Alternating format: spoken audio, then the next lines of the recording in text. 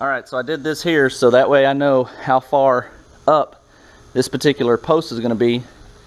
Also did that all the way on this side here. Now some people say you can use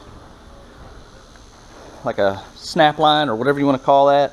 Problem with putting a line going across to figure out how far this post is going to be oriented is that you might have a little bit of rotation. I'm out of breath here.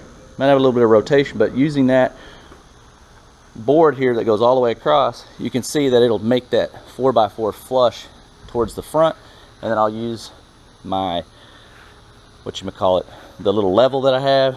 I say little, we'll use the level to orient it back and forth and make sure it's all ready to go.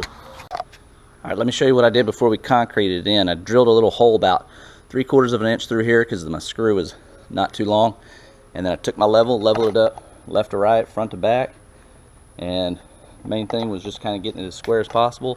And once I did that, screwed this screw in here that's going to hold that in place while I pour the concrete and let it set. So I measured right at an inch less than 7 foot. That's where the bottom of my header is going to be. And I made this guy here like a little 2x4 header just temporarily so I could attach that end of the 2x4 with a screw at the bottom of this header board is going to be where I marked that line over there. Screw that in, and then I come over here, I put a level on it, and then whenever it was level, that's where I made my marking. And then I measured the distance from the ground up, and I was about 1/4 of an inch off, and that's probably because I'm not on level ground here. And so now what I'll do is I'm only going to cut this part of the 4x4. I'm not going to cut this 2x4. Alright, here's the header board that I'm making. It's non-load bearing. So I took two 2x6s, and what I ended up doing was just measuring the distance here from this 4x4 to that 4x4, which was 195 for me. Measured the distance there, made it 195 in length, and then screwed in both sides. And then to complete the header board, I just cut this piece of wood here to fit in.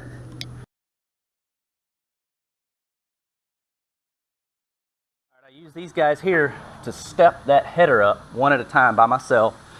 And then before I did that, on the back side, I took this picket that I had left over. You can use any board, and I went a little bit higher than this post. That way, if I overcompensated, I wouldn't end up ruining any of these motorcycles here. And so now you can kind of see what I've done. I'm going to put one lag bolt here on this side. I already did one on the other. And then we're going to take this piece right here off on the back. We're going to come in with another lag bolt at an angle there. We're going to come in over here at an angle there. And then tomorrow morning I'm going to go back to the hardware store. I'm going to buy a nice strong piece of angle iron that's going to go right here.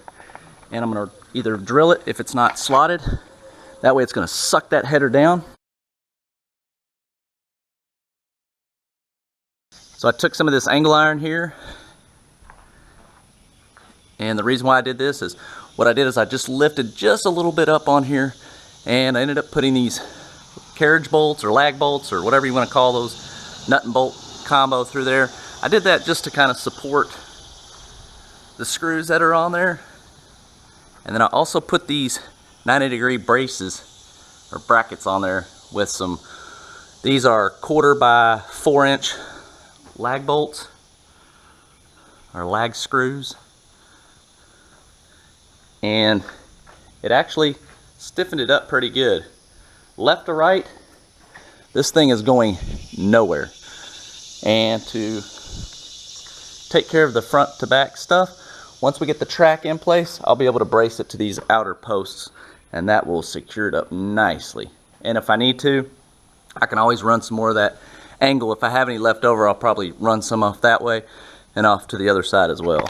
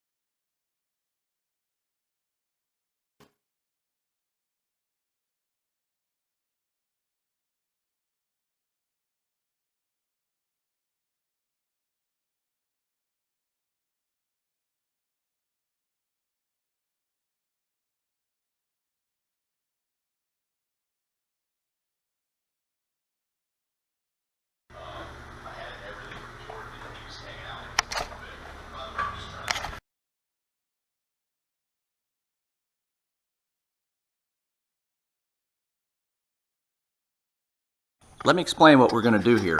Since I don't have a flat ceiling to hang this angle, slotted angle from, what I've decided to do is I got this makeshift little plumb bob, and I'm going to put a 4x4 post down here that goes up along the side of the rail, and then I'll screw the rail in, and I'll leave a little bit of leeway there to adjust it left or right if need be.